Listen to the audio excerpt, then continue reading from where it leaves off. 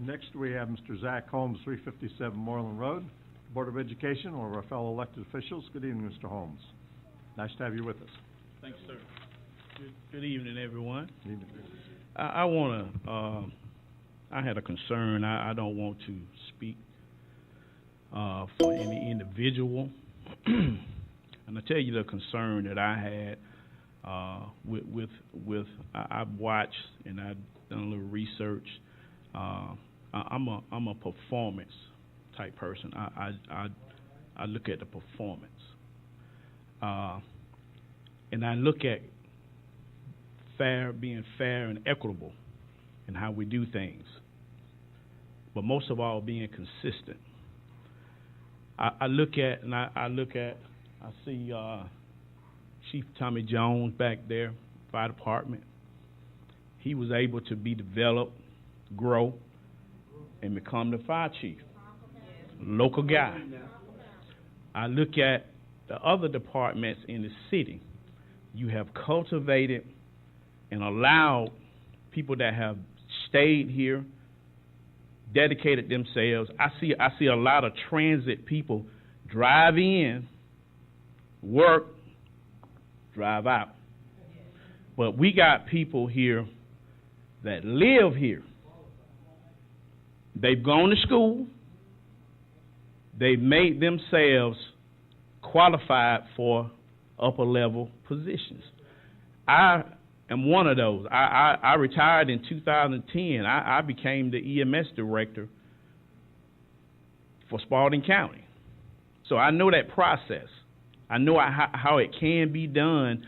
And the problem I have with the process is I was disappointed to hear that Mr. Daniel and some other qualified employees did not even get the professional courtesy of an interview.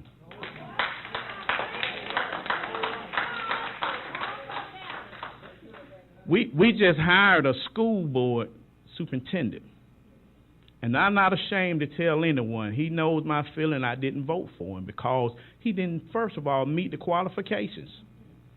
But it was given to him consideration, professional courtesy, to allow him to interview. Guess what? He's our superintendent. But if you look at his qualification versus everyone that applied, don't stack up. But he was given that opportunity because he's a community guy. He's lived here. He's dedicated to the community, and that's why he's the superintendent. I have seen most of the gentlemen that probably applied within. I've worked with them on the street level. I've worked with them on different scenes, and I've seen them go to school, get educated, get the credentials. And my thing is that disturbs me. What message are we sending? Because you've had one this week to leave. He's going to be the fire chief down there. The police chief in Forsyth.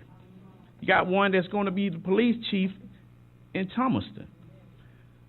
My question is, why can't we allow these people that have dedicated themselves, lived here, educated themselves, they can do everything from a street level policeman, fireman, or whatever, but they can't be the police chief.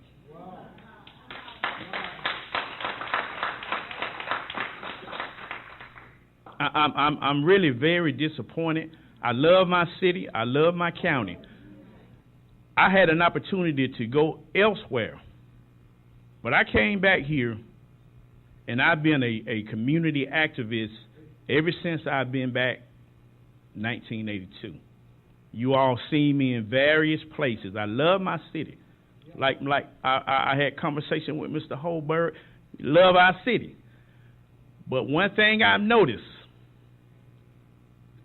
a lot of our educated, qualified people do not come back because they don't feel like they have a chance or an opportunity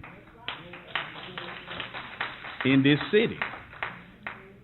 And for a lot of citizens to see that Homer Daniel And see, I don't even know if everybody know that he didn't even get an interview. He didn't even get an interview. Just out of professional courtesy, he should have got an interview. Out of professional courtesy for his time that he gave to this city. That's what hurts me the most. He didn't even get an interview. Whether you were going to appoint him as the fire chief or not, he should have got an interview. Thank you. Thank you, Mr. Holmes.